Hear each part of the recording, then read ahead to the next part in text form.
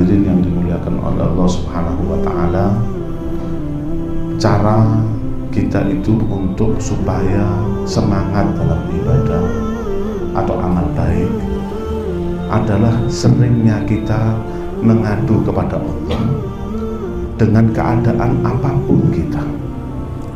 Kita ini kadang-kadang kurang berbicara kepada Allah Subhanahu wa Ta'ala.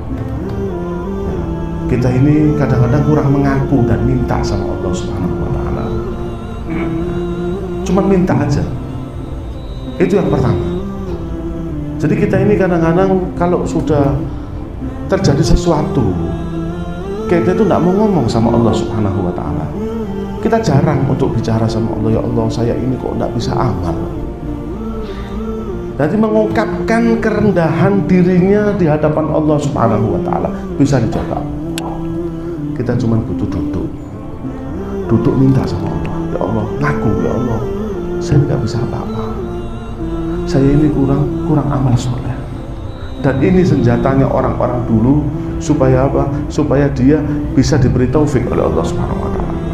Karena sekarang ini kita nggak mau beramal dan kita sombong. Artinya apa? Sombong kepada Allah, nggak pernah minta, nggak pernah bicara sama Allah Subhanahu wa Ta'ala, nggak pernah mengeluh, nggak pernah berdoa. Coba dari ceramah Jumat tadi kita ringkas, kita ini kurang bicara sama Allah. Apapun kita bicarakan, kita nggak semangat, ya Allah kita kok nggak semangat. Ya, kita kok nggak semangat ibadah, ya Allah. Makanya Imam Haddad pernah membawakan satu cerita di dalam kitabnya. Ada seseorang itu selalu merutini untuk menjadi penyamun, merampok. Setiap hari kerjaannya merampok. Dan bukan hanya merampok, kalau merampok itu membunuh juga. Membunuh. Kemudian, tapi walaupun dia membunuh, tapi dia sering berpuasa. Nah, ini kan akeh. Ya. Wah, maksiatnya. Tapi juga ada perbuatan yang betul-betul dilakukan dengan ikhlas. Jadi ditanya, kamu ini ahli rampok, lah kok puasa? Sebenarnya kayak puasa sunnah. Kok puasa? Iya, saya ini putus hubungan sama Allah di seluruh kemaksiatan kita. Dan saya tidak mau putus walaupun hanya satu amal saja. Wis tak telateni. Puasa. Ya, ana ngerampok ambil poso. Ya itu biarkan. Tapi yang telaten. Setelah itu beberapa waktu, beberapa tempo, ternyata orang ini sudah tawaf di Ka'bah, ya, dan bertobat kepada Allah Subhanahu wa Ta'ala. Lah ini loh, ini masalah hubungan kita. Hubungan kita ini kadang baik sama tetangga, bagus. Ya, hubungan kita dengan anak, dengan istri, bagus-bagus. Tapi ketahuilah, jangan kita bagus dengan manusia, rusak hubungan kita dengan Allah Subhanahu wa Ta'ala. Dan paling hebatnya orang hamba yang paling disenangi oleh Allah adalah hamba-hamba yang mengaku. Kata Sayyidina Ibn Athaillah As-Sakandari, rubba maksiatin awrathat dzullan wan kisara khairun min ta'atin awrathat izzan wastikbar.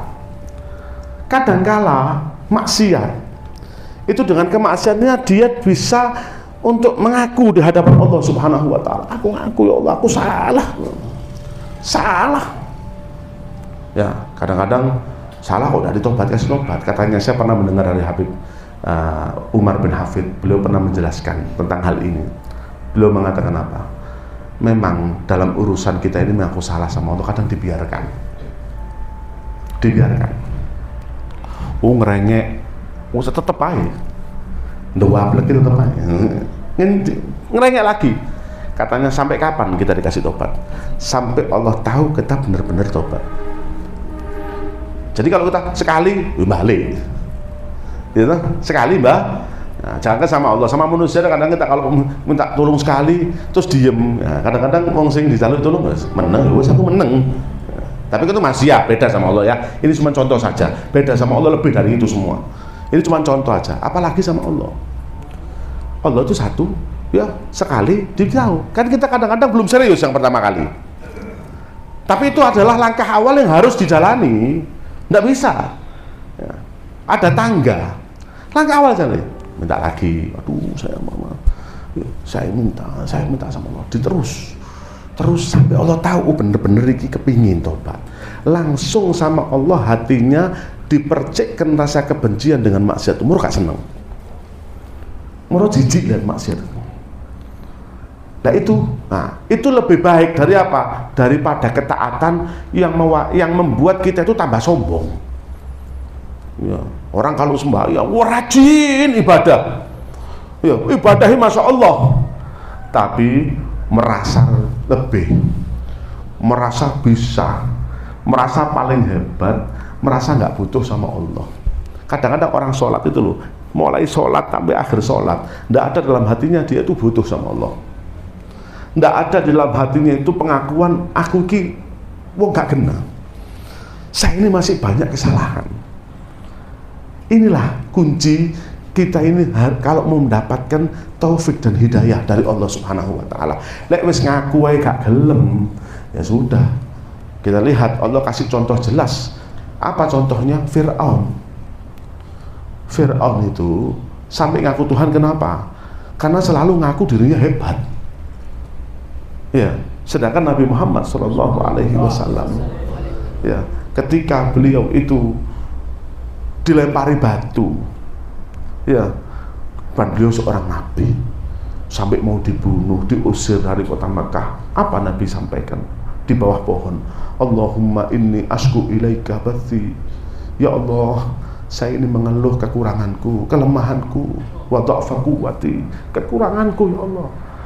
Nabi loh ini masih menampakkan saya ini kurang ya Allah. Para ulama menjelaskan dulu, kok Nabi ini kan sudah maksum, sudah seorang yang paling hebat, kenapa kok ngaku kesalahan?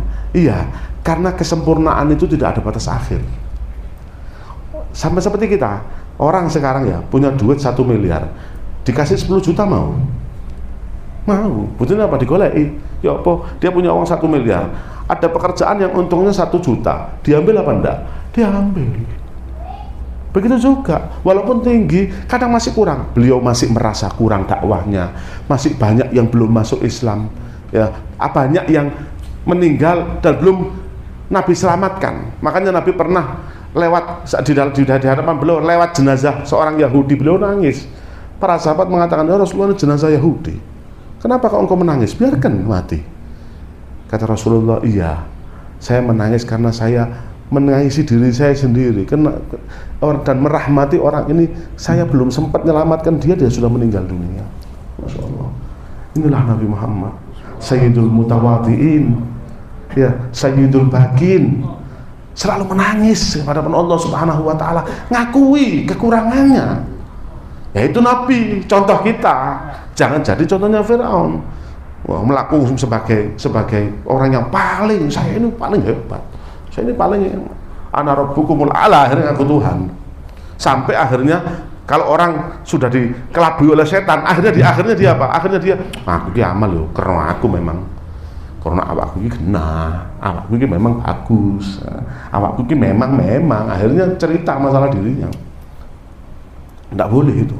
Dan itu akan menurunkan kualitas kita sebagai seorang muslim, kualitas kita sebagai seorang mukmin. Rendahlah di hadapan Allah, engkau akan mulia. Orang mengaku kesalahan itu jangan depan Allah, depan manusia aja hebat. Ya, kita misalnya kita ya, yang ada di masjid ini, ada orang salah sama kita. Orang salah sama kita.